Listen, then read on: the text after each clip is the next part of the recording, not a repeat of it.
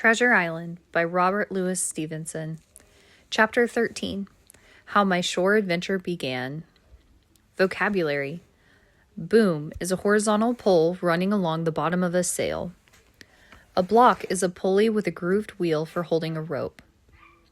Rudder is an underwater fin controlled by a wheel and used to steer a vessel. To scour means to clear a passage with a current of water. Ebb is the transition from high to low tide when the water flows back out to sea. Stockade is an enclosure protected by a wall of wooden posts. Fever is a tropical disease such as yellow fever. A gig is a 6-oared sea rowing boat. A consort is a ship accompanying another. Chapter 13. How My Shore Adventure Began. The appearance of the island when I came on deck next morning was altogether changed. Although the breeze had now utterly ceased, we had made a great deal of way during the night and were now lying becalmed about half a mile to the southeast of the low eastern coast. Gray-colored woods covered a large part of the surface. This even tint was indeed broken up by streaks of yellow and sandbrake in the lower lands, and by many tall trees of the pine family, outtopping the others, some singly, some in clumps, but the general coloring was uniform and sad. The hills ran up clear above the vegetation in spires of naked rock. All were strangely shaped, and the spyglass, which was by 300 or 400 feet the tallest on the island, was likewise the strangest in configuration, running up sheer from almost every side and then suddenly cut off at the top, like a pedestal to put a statue on. The Hispaniola was rolling scuppers under in the ocean swell. The booms were tearing at the blocks, the rudder was banging to and fro, and the whole ship creaking, groaning, and jumping like a manufactory. I had to cling tight to the backstay, and the world turned giddily before my eyes, for though I was a good enough sailor when there was way on, this standing still and being rolled about like a bottle was a thing I never learned to stand without a qualm or so, above all in the morning on an empty stomach. Perhaps it was this.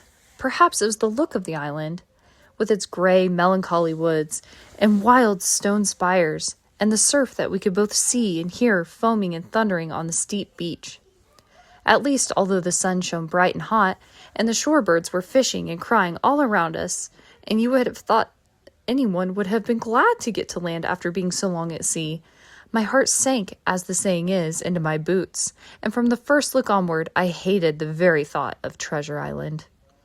We had a dreary morning's work before us, for there was no sign of any wind, and the boats had got to be out and manned, and the ship warped 3 or 4 miles around the corner of the island and up the narrow passage to the haven behind Skeleton Island. I volunteered for one of the boats, where I had, of course, no business. The heat was sweltering, and the men grumbled fiercely over their work. Anderson was in command of my boat, and instead of keeping the crew in order, he grumbled as loud as the worst. "Well," he said with an oath, "it's not forever." I thought this was a very bad sign, for up to that day the men had gone briskly and willingly about their business, but the very sight of the island had relaxed the cords of discipline. All the way in, Long John stood by the steersman and conned the ship. He knew the passage like the palm of his hand, and though the man in the chains got everywhere more water than was down in the chart, John never hesitated once.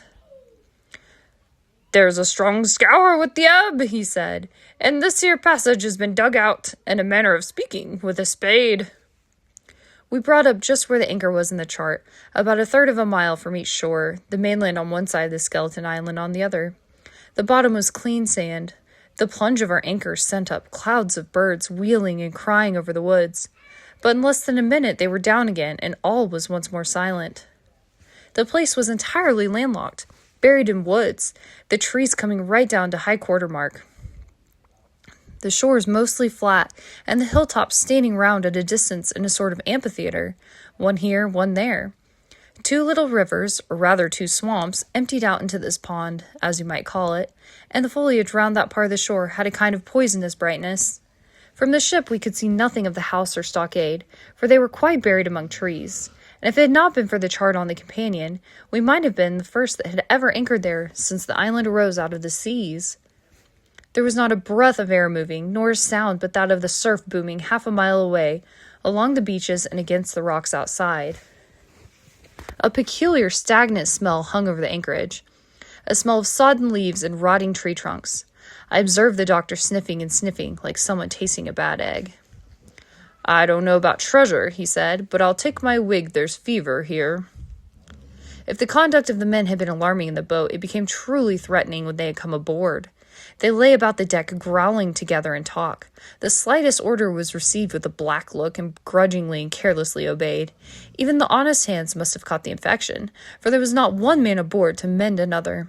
Mutiny, it was plain, hung over us like a thundercloud.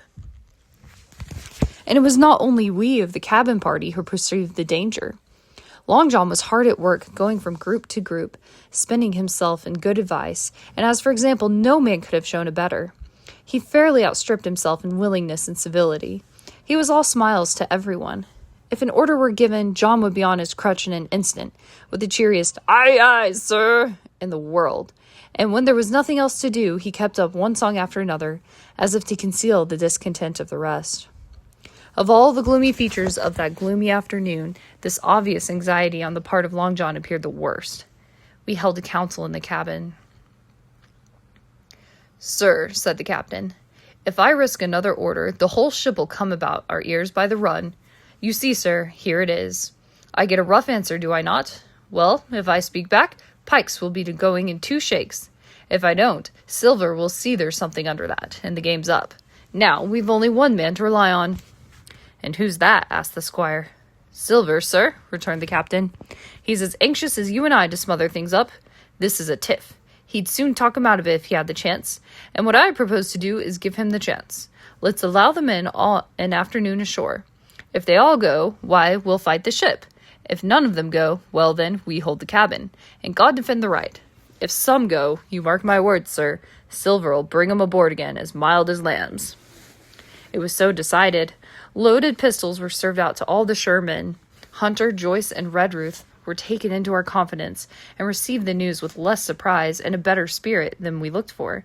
And then the captain went on deck and addressed the crew. "My lads," said he, "we've had a hot day and all are tired and out of sorts. A turn ashore'll hurt nobody. The boats are still in the water. You can take the gigs, and as many as please may go ashore for the afternoon. I'll fire a gun half an hour before sundown." I believe the silly fellows must have thought they would break their shins over treasure as soon as they were landed, for they all came out of their sulks in a moment and gave a cheer that started the echo in a faraway hill and sent the birds once more flying and squalling round the anchorage. The captain was too bright to be in the way. He whipped out of sight in a moment, leaving Silver to arrange the party, and I fancy it was well as he did so. Had he been on deck, he could no longer so much have pretended to not to understand the situation. It was plain as day. Silver was the captain, and a mighty rebellious crew he had of it. The honest hands, and I was soon to see it proved that there were such on board, must have been very stupid fellows. Or rather, I suppose the truth was this, that all hands were disaffected by the example of the ringleaders, only some more and some less, and a few, being good fellows in the main, could neither be led nor driven any further. It is one thing to be idle and skulk, and quite another to take a ship and murder a number of innocent men. At last, however, the party was made up. 6 fellows were to stay on board, and the remaining 13, including Silver, began to embark. Then it was that there came to my head the first of the mad notions that contributed so much to save our lives. If 6 men were left by Silver, it was plain our party could not take and fight the ship. And since only 6 were left, it was equally plain that the cabin party had no present need of my assistance. It occurred to me at once to go ashore. In a jiffy I had slipped over the side and curled up in the foresheets of the nearest boat, and almost at the same moment she shoved off. No one took notice of me, only the bow-oar saying, "Is that you, Jim? Keep your head down." But Silver from the other boat looked sharply over, and called out to know if that were me, and from that moment I began to regret what I had done. The crews raced for the beach, but the boat I was in, having some start, and being at once the lighter and the better manned, shot far ahead of her consort, and the bow had struck among the shoreside trees, and I had caught a branch and swung myself out and plunged into the nearest thicket, where Silver and the rest were still 100 yards away.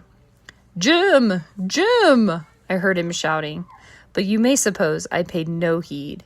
Jumping, ducking, and breaking through, I ran straight before my nose till I could run no longer.